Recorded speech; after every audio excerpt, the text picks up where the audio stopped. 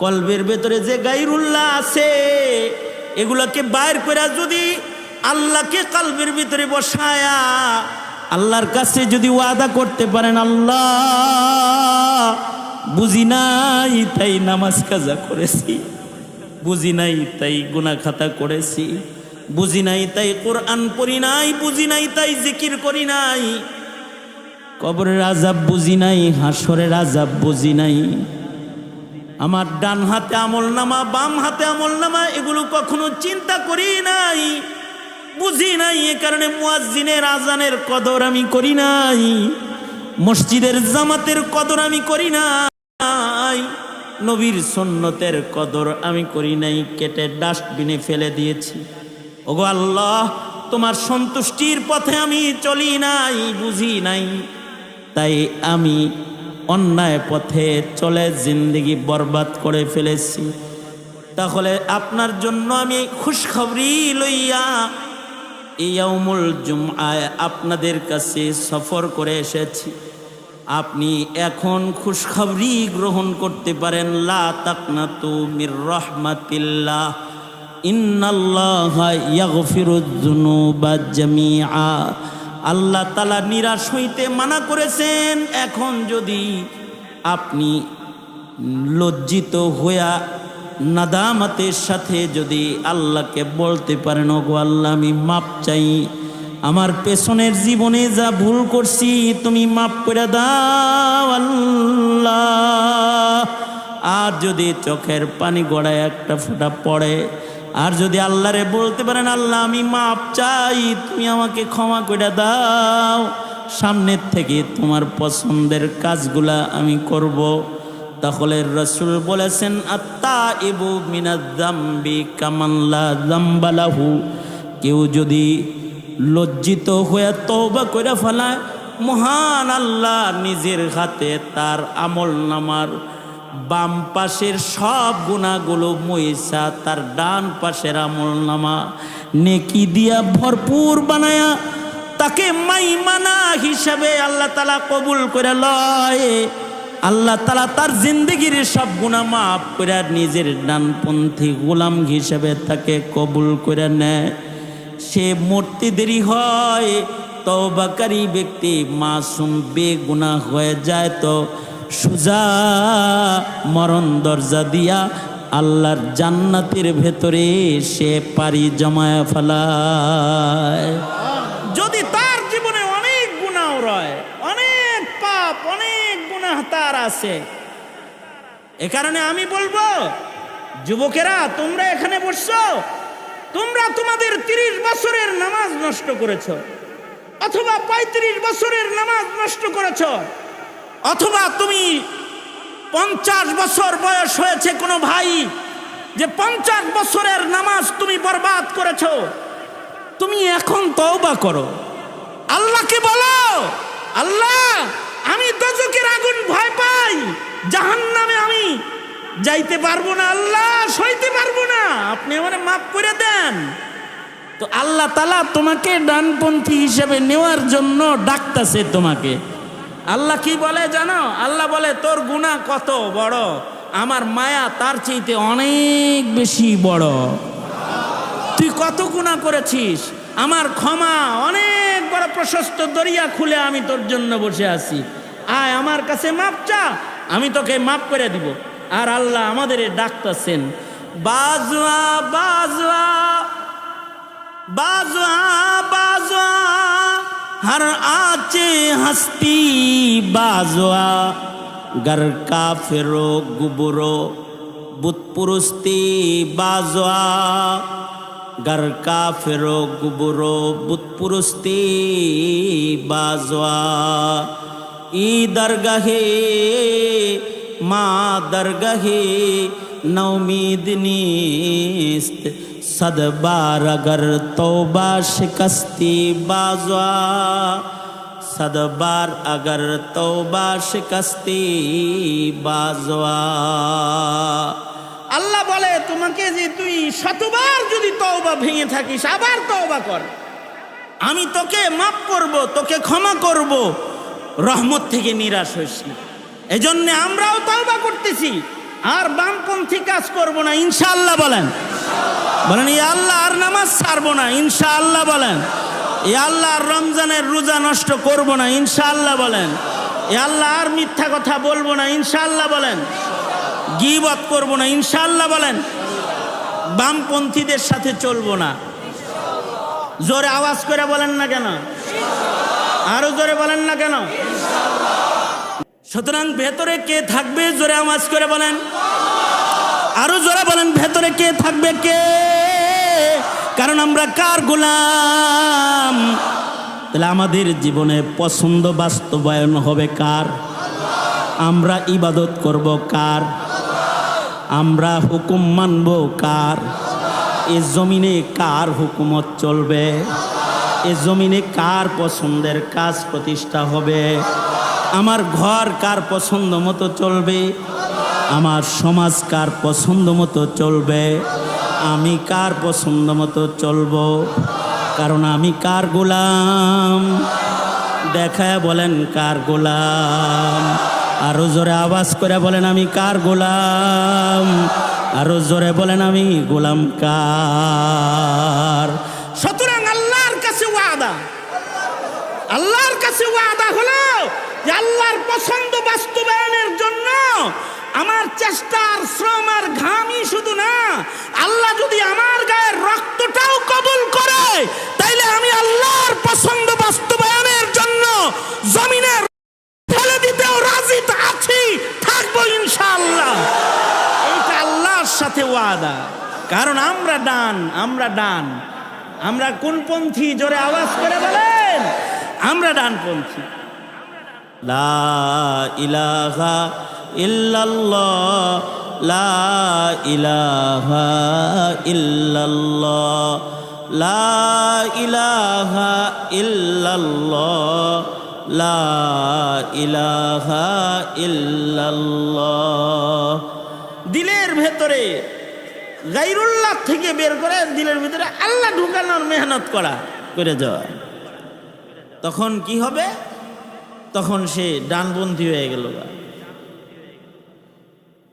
বহুত পুরা কপাল মুসলমান আছে যারা লা ইলাহা ইল্লাল্লাহ শব্দ দুনিয়াতে আসার পরে সবার আগে শোনে, কিন্তু যখন মারা যায় তখন তাদের হৃদয়ে আল্লাহ থাকে না।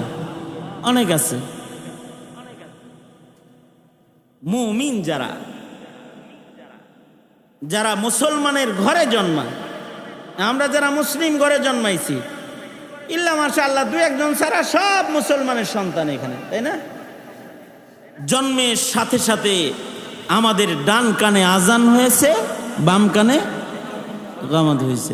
ডান কানে পড়া হয়েছে লা ইলাহা ইল্লাল্লাহ, আল্লাহু আকবার, আল্লাহু আকবার, আশহাদু আল্লা ইলাহা ইল্লাল্লাহ, আশহাদু আন্না মুহাম্মাদার। বাম কানেও বলা হয়েছে লা ইলাহা ইল্লাল্লাহ, আল্লাহু আকবার, আল্লাহু আকবার, আশহাদু আল্লা ইলাহা ইল্লাল্লাহ বলা হয়েছে। সবার আগে শুনছি, প্রথম কথা এটা জন্মের সাথে সাথেই ডান কানে বাম কানে পড়ে দিচ্ছে। কিন্তু পুরা কপাল হইল সে মরার সময় এটা ভুলে গেছে। মরার সময় তার দিলের ভেতরে লা ইলাহা ইল্লাল্লাহ নাই। আর খুশনসিব হলো সে যে তাওহীদের উপরে মারা যাইতেছে।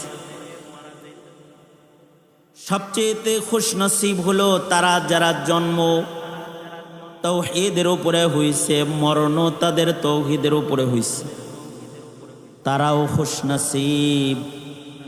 যাদের জন্ম কাফিরের ঘরে হইছে কিন্তু মরার সময় তারা কালেমা পড়ে মরছে। আছে না অনেকে কাফিরের ঘরে জন্ম নেওয়ার পরেও মরার সময় কালেমা পড়ে কালবের ভেতরে আল্লাহ আল্লাহর নাম, কলবের ভেতরে আল্লাহ পাকের প্রেম ঢুকায় মইরা যায়। যারা কলবের ভেতরে আল্লাহ পাকের প্রেম ঢুকায় মরে যায় এগুলো জান্নাতে চলে যায়। সুবহানাল্লাহ, এই জান্নাতে চলে যায়। কারণ মরণের সময়টারই হিসাব। এবং আশ্চর্য বিষয় হলো যারা কলবের ভেতরে আল্লাহকে লালন করে তাদের ভালোবাসা সব মাখলুক লালন করে। আর যারা কলবের ভেতরে আল্লাহকে লালন করে না তাদেরকে কোনো মাখলুক তাদেরকে ভালোবাসে না। তারা মাখলুকাত থেকে বিচ্ছিন্ন হয়ে যায়, মাখলুকাতের ভিতরেও তাদের মোহাব্বত থাকে না। এ কারণেই যাদের হৃদয়ে আল্লাহ থাকে এরা মরলে মানুষ কান্দে না, খালি গাছপালা পাখালি গাছগাছালি সবাই কান্দে তাদের মরণে, বিয়োগ ব্যথায় ব্যথিত হয়। তাদের জন্য সব পাগল যে এখানে, তাদের জন্য আসমানও কান্দে, জমিনও কান্দে। হাদিসে আছে গাছের পাতা কান্দে, গাছের কাণ্ড শাখা কান্দে, গাছ রোনাজারি করতে থাকে, আহ চলে গেলা আর আমার ছায়ায় বসবা না গো তুমি, কাঁদতে থাকে। আর কিছু মানুষ মরে, এগুলো মরলে সবাই খুশি হয়, গাছেও খুশি হয়। আল্লাহ আপনার শকর যে একটা বদকারের বাড়িতে আমি ছিলাম, ও আমার ছায়ার নিচে বসে বসে শিরিক এর চিন্তা ভাবনা করত, আমার ছায়ায় বসে বসে আপনার নাফরমানি করতো, মরছে ভালো হইছে, গাছ শকর গুজার হয়। কিছু কিছু মানুষ আছে এরা মইরা খুশি হয়ে যায়, তাদের মরণে সবাই ব্যথিত হয়ে যায়। মাইয়িত দুই প্রকারের মাইয়িত, এক প্রকারের মাইয়িত হলো মুস্তারিহ, আর এক প্রকারের মাইয়িত হলো মুস্তারাহ। মুস্তারিহ মাইয়িত তারা যারা মরার মাধ্যমে নিজেরা খুশি হয়ে যায় মইরা, অর্থাৎ মরণ তাদের খুশির জিন্দেগির দরজা খুলে দেয়। মরণের মাধ্যমে রাহাত ও সুকুন ও ইতমিনানের সাথে আল্লাহ পাকের মেহমান হইয়া তারা আল্লাহর জান্নাতে চলে যায় এবং তারা মইরা খুশি হয়ে যায়। আর আরেক প্রকারের মাইয়িত হলো মুস্তারাহ, যারা মরলে সবাই খুশি হয়ে যায়। কিছু কিছু মানুষ আছে এগুলো মরলে সবাই খুশি হয়ে যায়, ইন্না লিল্লাহ বলে না, তাদের মুখ দিয়া আলহামদুলিল্লাহ বের হয়ে যায়। তাদের মরণে মানুষ খুশি হয়ে যায়, তাদের মরণে গাছগাছালিও খুশি হয়ে যায়। মরার সময় তারা কাঁদতে কাঁদতে দুনিয়া ছেড়ে চলে যায়, তাদের বিদায় মরণে সবাই খুশি হয়ে যায়। রসুল বলে এমন নিকৃষ্ট মুস্তারাহ মাইয়িত তোমরা হও না, তোমরা এমন মাইয়িত হও যে মাইয়িত হলে তুমি মইরা খুশি হয়ে যাইবা আর তোমার বিদায়ে সবাই ব্যথিত হয়ে যাবে। তুমি এইরকম একটা মাইয়িত হও।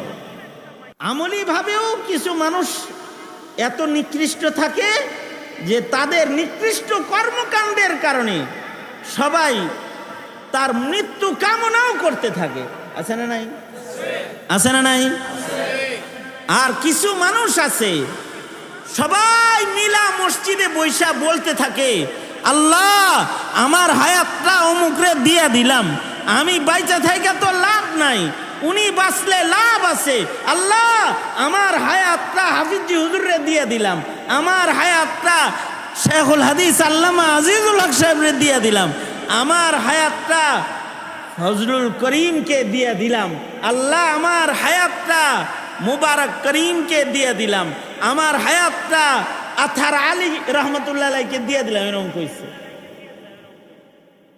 কারণ তাদের জন্য সব পাগল ছিল। চিন্তা করবেন মাঝে মাঝে চক্ষু বন্ধ করে যে আমি কেমন মাইয়িত, আমার জন্য কি সবাই এরকম পাগল, নাকি আমি মরলে অনেকে কইব আলহামদুলিল্লাহ। আনতাল্লাযী ওয়ালাদাতকা উম্মুকা বাকি। এই যুবকরা যারা আছো, রাজনীতি ফাজনীতি অনেক যারা করো, তারা চক্ষুটা বন্ধ করে আমার কথা শুনো। চোখ বন্ধ করে চিন্তা করো যে হুজুর যা কইতেছে আমি কোন গ্রুপে আছি। আমি কি ইন্নালিল্লাহ গ্রুপে আছি নাকি আমি আলহামদুলিল্লাহ গ্রুপে আছি? যদি তুমি থাকো আলহামদুলিল্লাহ গ্রুপে, তাহলে তুমি শেষ।